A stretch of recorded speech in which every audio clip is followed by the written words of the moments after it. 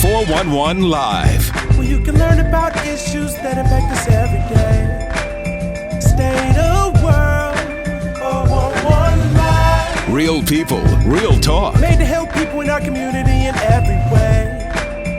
Boy, your girl, 411 Live. Where do you suspect sex trafficking is occurring?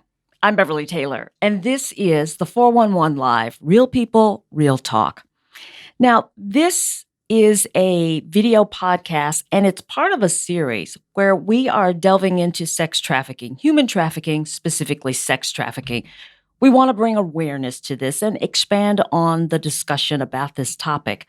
And of course, we also want to recognize the healing process from the trauma caused by sex trafficking. We have done a lot of podcasts on a lot of different topics, and I invite you to go back and look at some of the previous ones.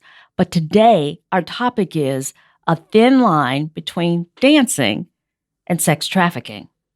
Joining me now, Bianca Williams. Bianca, thank you so much for joining us. She is an entrepreneur, and you will hear more about that eventually. And she's also the founder of a nonprofit called Cry for Help. Yes. So you're doing a lot. Yes. And you're a young woman. How old are you? 28 years old. You have accomplished so much more than people in their 50s and 60s in this short amount of time. So I congratulate you for that. Thank you. But we were talking about dancing, sex trafficking, and out of all of your accomplishments, you actually know something about this. Mm-hmm. So we're going to kind of go back and get your backstory. And let me pause right here and tell you, as you're looking and listening to this, we would love for you to drop us your comments, your suggestions, questions. We like that, and it helps us. And I encourage you to do that. But we have a lot of stuff to talk about, so I'm sure that you will have a lot to say. Okay, let's get into this. So I'm going to get real comfortable because fortunately, I have had a conversation with you and I know some of the things, but a lot of stuff I still don't. The backstory. Yes. Let's go back to when you were really young, growing up. Mm-hmm. We were talking about this whole idea of grooming. And I was mentioning to you that sometimes I see on social media these young kids, like girls like 6, 7, and they're twerking and doing their dancing and stuff like that. You said that's grooming. Yes. You went through that. Yes.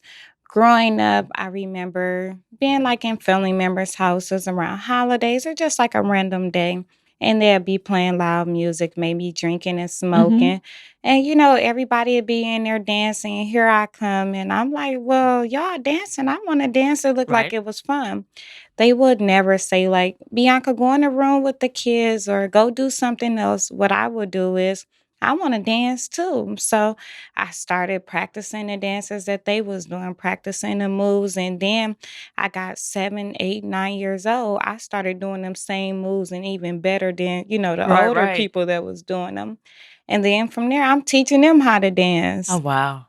And it just went on from there. Now, those relatives that you were dancing with, were they in strip clubs? Yes, they was either in strip clubs or doing the street prostitution. Okay. So there's that grooming element in there. Yes. So when did you graduate from that to actually somebody paying you to dance? So when I got to middle school, I was about in the 8th grade. Me and my friends, I would always go over their houses like on Fridays after school. And my mom would never know what we would be doing. We would usually, that's my escape. I'm going by my friend's house after school. When I go by my friend's house, her parents really don't care what they doing. There's no set curfew, no one checking for them. We go out to the parties. It was a lot of house parties on the east side. So we would go to the house party, and as we dance and stuff, they'd be throwing like 1s and 5s and stuff. So I said, just for dancing, this is what I do in the mirror for free. So I was like, I could get some money from doing this. It just made me happy. It made me feel good. I was always comfortable with my skin, with myself, with my dance moves. I was really passionate about it. I was the cheerleading team captain. I was always a leader in dancing. We used to do street battles and things. So I said, I could get paid for this too. Right. Ain't nobody tell me that. I'm finna get some money. Right. And I guess, with all that attention, you felt appreciated. Mm-hmm. Yeah. Okay. So this is middle school. Mm-hmm. All right. So now you're getting older. Where did the strip club come in for you? So I had older friends I used to hang with, always 5, 6, 7 years older than me. They were already a part of the game. And what I would do is like, what y'all doing? It was impressive to me. It was like, y'all got to get all dressed up like this, looking like a doll to go to go dance. I want to go do that too. What y'all finna do? How y'all do it? So after a while, sitting around from family members, friends, other people in the street, just seeing how they move and they operate, it's like, I want to try that. And it got to a point where I tried it. Okay. So it was normal. Very normal. Yeah. All right. Then you go into a strip club. Mm-hmm. How old? My first strip club experience was 17 years old. 17. Mm-hmm. How was that? It wasn't scary because I did it on the streets. I did it at little parties and, around the house. So for me, it was like, you mean tell me I can go dance in front of some people and get some money? I'm finna go do this. I had it in my mind that I was going to do it. And I went to go do it. The first experience that I had when the music came on, they was like, you ain't scared? I've been practicing this. It was like a role in a movie. Right. And now it's time to go do it. This the audition. Right at the audition, they hired me. Wow. Mm-hmm. So how is that? Because when you did it, were there a lot of customers? Yeah, it was a lot of, probably about 15 or 20 Okay. customers in there. All right. Now, how did they make you feel? They made me feel good, appreciated. It was like a sense of attention I didn't get before, especially like my biological father was in jail. My stepfather raised me. I didn't have the attention from a father like I wanted and I needed. And that's just like I said, I would dance and get some money. That made me feel appreciated, like I was doing something to make somebody else happy. Right. And that's all I wanted to do. All right. So your dancing is fun. Mm-hmm. You don't sound like you were nervous. Oh, no. Yeah, right at home with it because you'd already done it before. All right. As the years go by, is it still fun? As the years went on, I had my first child. It didn't become fun so much because the same people I usually would go dance with or hang around with got addicted to drugs, alcohol, and pimps. So for me, it wasn't so fun no more because usually we could go in a club. I need to make $500, and now they $500 that they want to make is for a pimp. They $500 they want to make is for drugs. And I couldn't relate to that. In the beginning, we can relate. We all liked it to dance. Right. We all liked it to have fun. We all liked the music. We all wanted attention. But at this time, it was no more attention. Is the attention that they got was for drugs. Attention that they was receiving was from a pimp. And I can relate to that. The topic of this discussion is a thin line between dancing and sex trafficking. I see it from what you're saying, that thin line. How did they end up? Because when they started, you said everybody was doing it together, getting a little money, having fun. And somewhere in there, they took that step into that, being with a pimp. How did that come about? Is it the pimp or sex trafficker? Is that a customer? Is that someone within the strip club? Where do these people come from? It could be the next door neighbor. It's like the best man will win. Someone will come, get into their ear, say, hey, let me help you get some more money. Let me help you be your manager. They use the term now as manager. So let me help you manage your money, manage what you're doing so you can have a bodyguard or feel safe, feel protected. I always felt protected, so I didn't need a bodyguard. I didn't need a manager. What was they going to do? The difference between me, when I look back and some of the people that I hung with, I was always strong-minded and strong-willed. I had my mind set on something. I was going to do it. I don't know. I want to go to this club. No, I'm finna go to this club because this where the money at. I ain't finna go no other. I just had a plan and I stuck to it. Okay. They would get down to a plan and change it. Okay. So they were easily persuaded by Yes. somebody else coming in. offering them more. Mhm. Did these people who would come into their ear, did they say things like, besides, I'll manage you, I will help you maybe act or model, Oh, or it was is a it big modeling scheme at this time. This is around 2009, 2011. It was some Milwaukee people right, right? that would say, "Oh, I got a modeling agency. You can come model," but really, it's for sex trafficking. It was just like something that was hidden. And Right. they trying to use the term modeling because everybody want to be a model. Mhm. Everybody want to be a rapper. Everybody want to be a singer at this time. So they would use that to get the girls' attention to trap them in so they could start taking flicks of them and different things. I learned that really quick and early because it was always game. But for me, when you born and raised in a game, Mhm. it ain't nothing that somebody could bring to you and say to you. Some of these girls that I hung with had good fathers at home, had positive male role models, but no one told them about the streets. Wow, that's a good point. Yeah, because everybody thinks the people who fall into this did not have that, Oh no. but sounds like they just didn't have the Yeah. knowledge. Like me, I had a father at home. I had a wonderful grandfather that took care of me.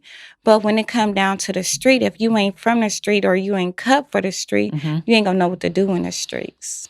Wow. So when the person is in their ear and the person says, "I can do this for you, you can be this, you make And it's money." easy. Like I could provide you a shelter. A lot of people Mm. do it because they homeless. Mhm. A lot of people do it because they don't have a car. A lot of people do it because they don't have a job. Different things. So I can get you some more money outside this. I get you a house. I can get you a car. Don't worry about getting there. I can get you there. Different things like that. Now, did they realize at that time that sex was involved in this? Did they Oh already assume it, or they didn't no. know? He like me. Oh, he want to take me shopping. He want to do this. He want to do that for me. It ain't nothing. He don't want nothing from me. And easily they was tricked. Once you got him in a car, once you got him on your team, it's hard getting out. Wow. So did you hear the sad stories after this? Definitely. I could tell by the way that they would look. They would go from looking so dialed up to now like, okay, is you a street worker now? Because this wasn't you. This not the same friend that I know of. This not the same girl I originally met years ago. Right, right. So their appearance would start changing. Everything would start changing. Now they go from needing weed to needing crack cocaine. Oh, wow. Now they will go from drinking, wine to now they need Skol vodka or Taka vodka, much harder Mhm. things. And so I knew the game had changed at that point. Now, I read somewhere where some, can't say all, that some strip club owners liked working with sex traffickers because Mhm. the sex trafficker would make sure that the girl was there All the time. all the time, Mhm. on time and Guaranteed. guaranteed. No problems. Yeah. Mhm. So is that pretty much what you saw? True Yes, statement? that's just like, to me, a staffing agency. I could guarantee you these people will get to work Yeah. because we're going to provide the transportation. We'll take the money out they check. For me, the sex trafficker do the same thing. I'm going to guarantee you that she's going to get to this job. Yep. She's going to work, and I'm going to pick her up afterwards. See, Wow. I didn't need that because when I got in the game, I already had it. So I didn't need help with these type of things. I don't need a house. I got my own house. I don't need a car. I got my own. These are some of the things that the other young ladies lack. I Mhm. don't need a pimp or a manager, like I said when we spoke. Yeah. I had We Energy, my kids, food. I had real responsibilities pimping me that I didn't need one. Right. When you told me that made me laugh. You were saying, I have my own pimp. And I thought, pimp? And you were like, yeah, We Energies, Yeah, the You're landlord, right. my kids, real responsibilities. So that was the difference. It's the same thing because they was pimping me like FICA and Medicaid, different things. I had pimps and didn't even met them before. Like, at least I know who We Energy is. Right, But who is FICA? Who is Medicaid? I didn't understand that at that point. right, right. Wow. This journey has been long and eye-opening for you. But Yes. fortunately, you already had the smarts to avoid some of the traps that a Mhm. lot of girls fall into. Yes. And Because I that's had a huge. praying grandmother. Yeah. A praying grandmother. And not only that, like I said from the beginning, I had a plan. My plan was to get in the game, get all I can get and get out. Mhm. And I did exactly that. I stuck to my plan because sometimes when you make one bad move, oh, I need some extra money. Well, what you gonna do for some extra money? I'm not going to your hotel. I'm not turning a trip for her. I'm not finna ride in a car with you. I'm saying whatever we can't do in this club, we don't need to do.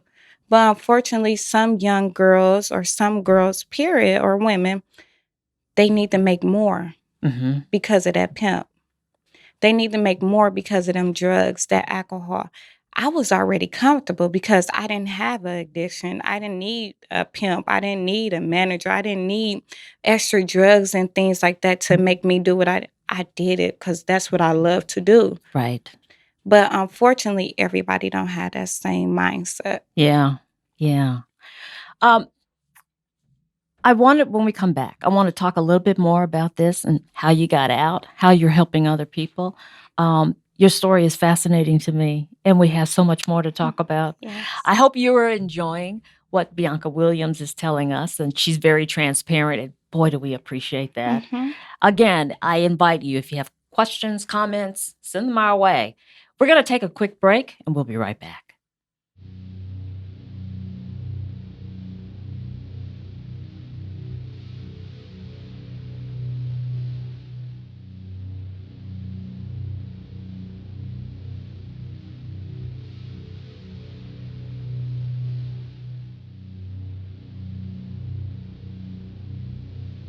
Human trafficking is a global issue that is happening locally. This is a problem that we cannot ignore. Being so scared on that hotel bed and wish I had my money. Going back into that feeling of, man, what am I getting myself into? She rests her head on the prison to which she's chained. I'm standing there and I can't move. I can't go nowhere, I'm stuck. Drug into this spider's web, and she can't untangle herself to freedom. Him telling me how pretty I am and what I can do to trick guys out of money and what I need to do and how much money I need to bring back, and him making me change into different lingeries to take pictures of me to put me on Craigslist. Now I'm a product to be sold. Beneath this ground we walk is a hell of movement in a forced direction. Gridlocked, traffic lights, sex, currency, bodies, stock, fear, monopolized, auction, blocks. Another job, he come another one, and just being sold over and over and over and over. Minds groomed to be immune to pain. And you used to it, and you just lay there. Numb, desensitized, innocence, drained. I went from that scared little girl, from the foster care, from being molested by my stepbrother, by my foster brother, till being a lonely little girl stuck in a house, so scared with my mother, to being trafficked.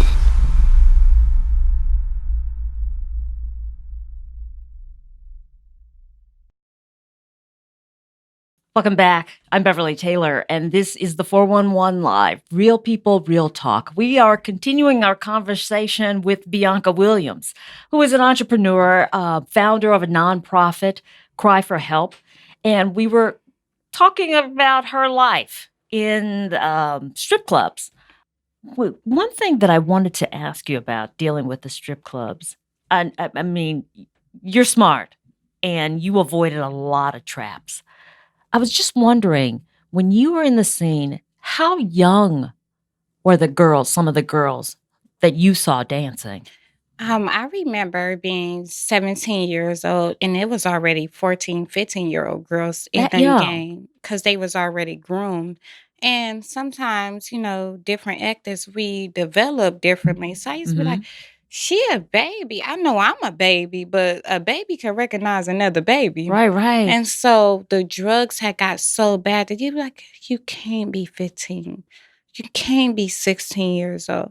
But they had already been in the game 2 and 3 years prior to me coming to the strip club. That young. hmm Wow. Now that's That's heartbreaking. And at this time, a lot of girls was coming from like up north doing it. They would be at grandma's for the summer, and grandma would be thinking they in the bed or they sleep or they at a friend's house, and the whole time they at a strip club. Now, would they typically, in doing that, would they typically be under a pimp or just some friends Just said, come on, go? friends. Okay. I Wow. would say a little bit of both, but majority friends. They was soccer team friends, just like next door neighbors, just regular people. Wow. You got out at what age? I got out at 21. What made you get out? What happened with me that was life-changing was I found out that I was having my first daughter a few months later. I got out February 1st.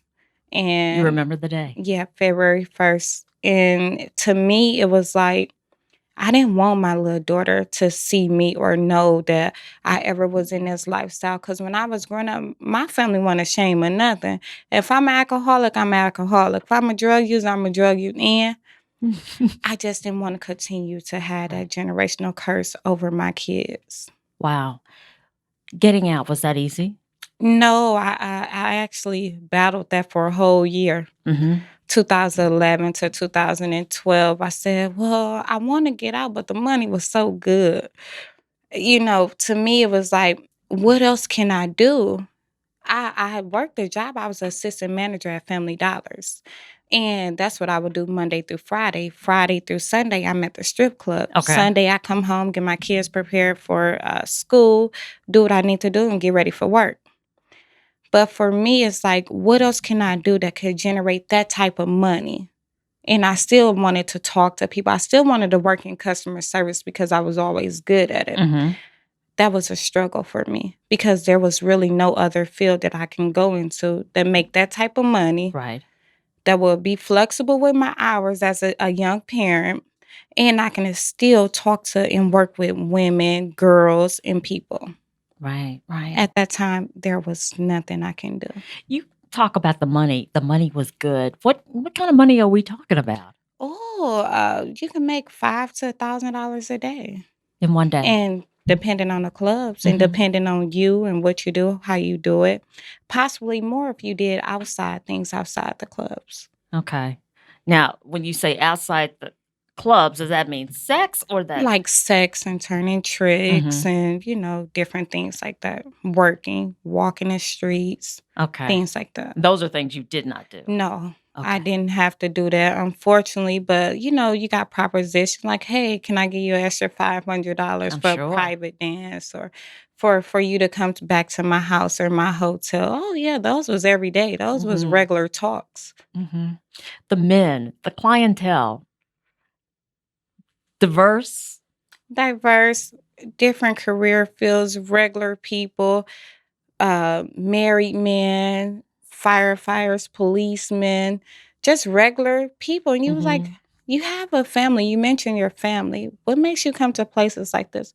Well, my wife, she's fat now. She's lazy. She doesn't, have these Yeah. type of conversations. It'd be like, wow, I never want to be on the other side of it. Like I become a wife and to find out that my husband is in a Right. strip club, that would be a big no-no. Oh, yeah. Oh, yeah. So you get out, you're working at Family Dollar. Money is not as plentiful. So, but you hang in there. hmm And what, you get another job or? No, I had decided that it wasn't going to work for me. I had saved up about $17,000. And this was in February 2012. And it was like, what am I going to do? Well, I ended up filing my taxes and got back a nice amount of change. So I said, well, I need to do something that's going to make me stay out the game. Because it's easy getting in, but it's hard to get out. So I battled that for a whole year. And what I decided to do, I want to be a business owner. Now, remind you, I don't come from a business background, a business family. My environment is not business. I didn't know nothing about business. Right. I want to be a homeowner. Well, unfortunately, growing up, we couldn't have a stable, foundation because usually we would get put out due to, not paying the rent, different situations like that. I don't want my kids to live like that. I decided to buy my first house and start me a business. And how old were you? I was 21. Wow. Okay. So you bought a house Yeah, with about that 17,000 that you had saved? 17,000, and then I furnished my house. It was actually a duplex, and I had like my grandma and kids downstairs, and me and the kids was upstairs. And what I did is I removed the kids from downstairs. So me and my kids upstairs, and I made my group home downstairs with clients. Okay. Tell me about that. It was a good experience because I was raised by my grandparents. So it was like I love the elderly, the wisdom, the knowledge, the care they have for me. It was just like I just loved it. And so what I decided to do, I want to help other people take care of their family members. And ever since then, I've been doing it. So the group home was for Elderly and disabled clients. Gotcha. Mhm. Gotcha. That's nice. So I would, help them with medication reminders, feed them, just like it was, to me, it was like another family member. Yeah. Like, hey, Unc, hey, TT, hey, Grandma. And I just love it. So they came as a client, but they were more than clients. They was actually helping me without me knowing at that time that I'm getting over something that I don't never want to go back to. Right, right. And, they bring wisdom. Mm-hmm. Yeah. And that's something you can't pay for. That's true. That's true. I know that you also talk to, women and young girls, possibly those who are stripping or, Mhm. Doing different things. And I'm thinking that, I could talk to these people and be empathetic, but I don't have that experience. Right. So they would smile at me and listen to me, but in their heads, they're probably thinking, You don't know what you're talking about. Yeah. And that's even like now when I be hearing stories and I'm way out the game now. I be looking, I be like, they really don't know what they talking about. Or sometimes people will go off what they've read. Mhm. That's just in the book. But when you actually live that lifestyle, Yeah. like the do's and the don'ts to it. Like that ain't something you'll do. That ain't something that you expose. Like at a time a few years ago, people thought about putting this stuff on a platform, talking about it was just so bad. No, we need to talk about it because we're losing so many young women and Absolutely. girls and babies to this epidemic that's going on. So some people are like, I'm not comfortable with talking. Well, somebody need to talk about it because if we don't, our next generation will continue to fall into this trap. Absolutely. Absolutely. Thank you for saying that because that is what we are all about. We want to expand the conversation and make sure that this is out front and center Yes. and talking to people like you who know what they're talking about. Yes, So that's that's been huge. in it. Yeah. So when you approach, I told you how it would be with me, but when you walk up and you're talking to them, they may at first think, here's another one. Mm-hmm. But when they realize that you have this experience, can you even see sometimes, when people change or when the light bulb goes off, you can see a You can- nonverbal yeah. change, shift. Mm-hmm. I'm sure you see that. Yeah, and you could tell by the conversation, girl, yeah, that's what happened. Oh my God, that happened to me too. Yeah. I almost got snatched up by a pimp. Oh, you did? Well, girl, let me tell you what happened to me. And we could just relate on the difference. And it just be like, that could have been me. And Yeah. I would think and I would tell them, like, that's how you know times have changed. But when I talk to some of these women and girls, I tell them, the game is still the same. But it's different when you're in that club. It's different when you have a pimp. It's different when you got all these addictions, drugs, alcohol, different barriers like that. It makes it even more harder to come out. So once I start telling them about that, they be like, what else I'm going to do? And automatically I go back to 2011 and 12. What getting out of it? What can I do? Where can I go? Who's going to help me? That's the big question, though, Mhm. because, even those who are in the game who say, okay, I want to get out. Now what? Mm-hmm. For somebody who has taken that step and that helps, that's encouragement. It is. And it makes it even more better to say, I'm giving you hope that I've been there where you are. I have done that. And look at me now. And then when some people hear that I got 5 kids, they be like, hold on, how? And you ain't doing it no more? And I've been out the game. Yeah. And I haven't returned to the game. Because in this platform, again, we have so many people that was in a game this is a trigger talking about it. This is a trigger to be able to say, okay, yeah, I'm going to talk about it. I'm comfortable. But 2-3 years later, they may relapse. 2 or 3 months later, they may relapse. Everybody can talk about it at some point, but don't go back out there because that's living a lie again. You have not overcame your situation if you continue to go back to the same thing. Right. And I'm so comfortable where I'm at now, I could talk to anybody about it because I feel complete about it. That was my past. And I know I ain't going back, but I like to continue to help other women and girls get out of it. So, that relapse, I mean, they are wondering, okay, how do I make it so that I don't relapse, that I don't go back? Let me tell you, you got to find something that's bigger and greater than you. That you love and care about. To me, it was my kids. From day one, I was always ashamed that my kids would someday hear this story, that my kids would someday find out that I was, actually in that life before. And some people would be like talking about it. I'm under stress. I'm trying to run away or escape from my problems. And they go pick up a drug. They go back to prostitution because it's an escape route. Right. So trying to stuff it down and hide it, that only compounds the problem. Only it's a Band-Aid. Yeah. And pretty soon that Band-Aid gonna get old and it's gonna come off. So I guess they really need to find people like you, somebody who's gone through it, to come alongside them. And stay with them. And a lot of people say, oh, I got a mentor, or I got a sponsor, or No. When I tell you, Ms. Beverly, I have never been to therapy. I have never been with a sponsor, an agency. I found a why within myself that made everything so much bigger and greater in my life. And I prayed a lot. There you go. That's huge, right? Very huge. Yeah. There are some who probably aren't as strong as you. You didn't need that. You found it within yourself. But there are some who probably need that other person to be there. And for me, the other person was my kids. Because Gotcha, I wasn't always strong either. There was many nights that I would be the kids in bed. I ain't cleaned up. I ain't fed them. I would go in my room, turn off my light, and I would hear bells like I would hear in a strip club, or I would hear music, random music just playing in my head. And I would just immediately say, the devil a lie. The devil is a lie. Because to me, that was my calling to go back to the strip club. Yeah. And it's just like your other you, another you. Like that. I had the devil and the Lord in my ear, both of them talking. Who you gonna go with? For me, I'm finna go with the Lord.